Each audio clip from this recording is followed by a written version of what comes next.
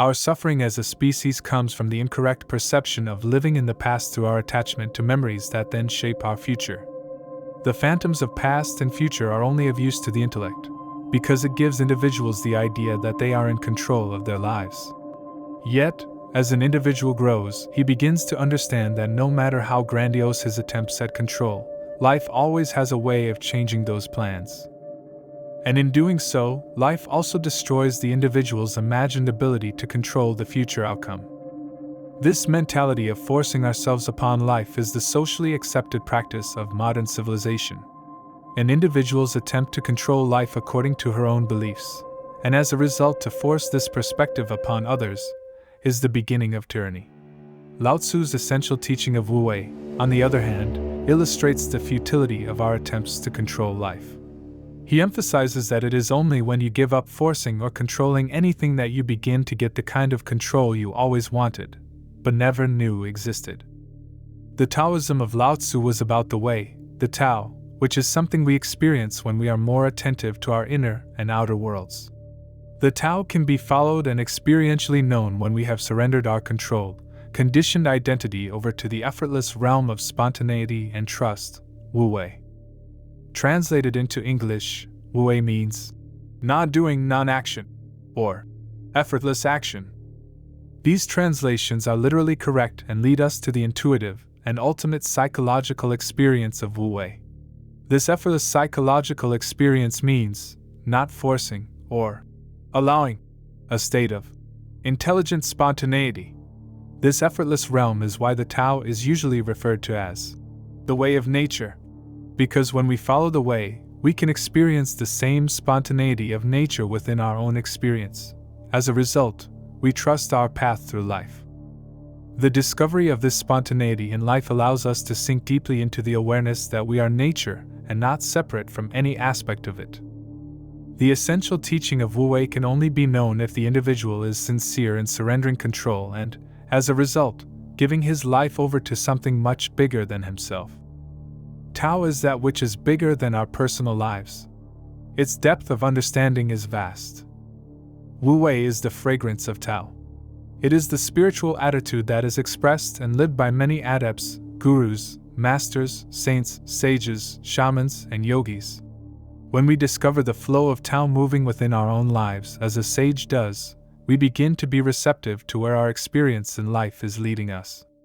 We cease clinging to the experiences of the past and instead become rejuvenated in the present. The future becomes nothing more than a mirage, as the pure transparency and reflectivity of our consciousness begins to be absorbed in the feminine womb of the Tao. When you don't force yourself upon life, you discover that you are life. All our vain attempts to control life result from the way we are raised, because our culture and society influence us to believe that we do not belong to the world. We are taught to feel like aliens in this world, like in a great cosmic joke with no punchline. We are raised to believe that we exist in a hostile universe, so we ought to fear one another and never trust anyone. This ideology is bringing the human race to its knees. At the rate of speed that we are polarizing ourselves, it is hard to imagine there will be any remnants of higher, conscious life on this planet 1,000 years from now. Our lack of trust is destroying our civilization and also causing a huge dent in the animal, plant, and mineral kingdoms. This type of neurosis has gotten to the point that on an individual level we do not even trust our own psychological states. We do not act authentically, and we confuse our identity with our social identity. In being mere shadows of who we are, we cause violence toward others, condemn anyone who opposes our opinion, and hypnotically hurt those we love. All of this is done in the name of force and control. Social and cultural norms teach us this dichotomy. To act or function any other way is, from the point of view of the status quo, absurd. Government, organized religion, society, and culture mark the physical advent of the trust that is lacking within the individual. If individuals lose their natural essence of trust, then some form of external tyranny in the guise of a trustworthy parental figure will take its place. Individuals fail to trust themselves, and this is why a lot of people ignorantly trust their government without question. In giving our power away to government, the individual begins to depend on the government as a parent, rather than seeing it in its original position, as a servant to the individual. Our lack of responsibility implies our lack of trust in ourselves. Government is a phantom into which we invest too much energy. Individuals who sincerely trust themselves and others threaten the established order of culture, society, organized religion, and government. This threat could only become a reality if the truth of Tao is regained and a trust in life is realized. Wu Wei is the Taoist principle of trust. The trust of Wu Wei threatens any governmental, social, religious, and cultural landscape. We align with our innate trust when we are not forcing and instead allow life to take place. This capacity to align with your innate trust brings you back in harmony with the entire unfolding of the cosmos. To go with the grain or with a stream, one is not bound to the past, nor does one yearn for the future. We cannot unite with the source of Tao unless we have given our life over to the non-doing, non-forcing, and non-reactive realm of Wu Wei. Lao Tzu's essential wisdom is nothing more than that of an individual who can follow the effortless grace of Wu Wei within her mind. Everything else that has developed around Lao Tzu's essential wisdom is a way either to get to the understanding of Wu Wei or to delay our enlightenment through habitual crutches that take the form of spiritual exercises and practices. From the perspective of the ancient masters Lao Tzu and Chuang Tzu, enlightenment can only be realized in the ability to live Wu Wei. The practice of Wu Wei is the vehicle we use to realize our innate freedom. The Taoism of Lao Tzu emphasizes that if we do not let individuals grow as nature intended, they will lose their naturalness and be drawn into the world of animal drives, desires, attachments, and ultimately suffering. This difference in the depth of understanding between Lao Tzu and Confucius is articulated in an imaginary dialogue created by Chuang Tzu. "Tell me," said Lao Tzu, "in what consist charity and duty to one's neighbor?" "They consist," answered Confucius, "in a capacity for rejoicing in all things, in universal love, without the element of self. These are the characteristics of charity and duty to one's neighbor." "What stuff!" cried Lao Tzu. "Does not universal love contradict itself? Is not your elimination of self a positive manifestation of self? Sir, if you would cause the empire not to lose its source of nourishment, there is the universe, its regularity is unceasing. There are the sun and moon, their brightness is unceasing. There are the stars, their groupings never change. There are the birds and beasts, they flock together without varying. There are the trees and shrubs, they grow upwards without exception. Be like these, and you will be perfect. Why then these vain struggles after charity and duty to one's neighbor, as though beating a drum in search of a fugitive? Alas! Sir, you have brought much confusion into the mind of man.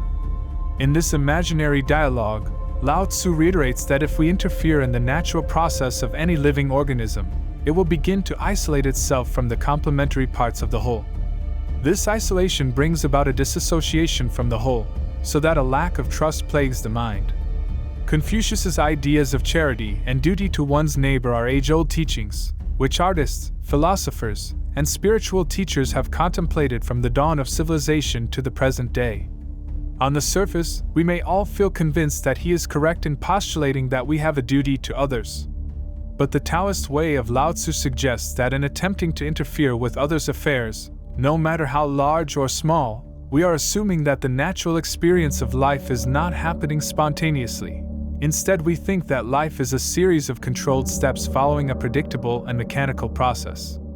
Lao Tzu is not saying that we should abolish duty or charity. He is saying that everything in the universe is integral and symbiotic in nature, and that everything functions harmoniously according to the rhythm of the universe. So, he asks, why would humanity be the exception?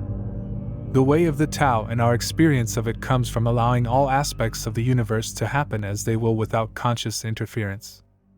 This understanding of Tao is a trust in and affirmation of life that cannot be broken. Humanity's superficial differences could be dissolved if each individual could live by this trust. Yet society and culture have been built on ideologies such as Confucianism, communism, and democracy, which all teach us in some way to impose our will over one another, a goal based on the erroneous idea that we are achieving freedom in this process. To trust the way of the Tao is the complete backflip to Confucianism, or any present-day ideology or theology. Lao Tzu's wisdom exposes humanity's selfish tendency to impose the will of one individual, nation, religion, race, or gender over another. We are always interfering with each other's natural sovereignty. Many people arrogantly and ignorantly do this daily, and then proclaim that they know what freedom and love are. How can we listen and help each other if it is merely from our own cultural, social, or religious perspective? If we have a set of beliefs to sell another, then we are surely imposing our idea of life upon her without letting her grow as nature intended. It is this personal agenda that Lao Tzu reveals. If we interfere unnecessarily with any organism on this planet, we hinder its growth through our attempt to control it. When it is interfered with, an organism finds itself in a struggle to grow into everything it should be.